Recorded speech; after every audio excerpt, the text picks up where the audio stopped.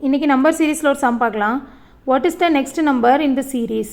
3, 8, 15, 24, 35. Next number என்னன்னு கேட்டிருக்காங்க.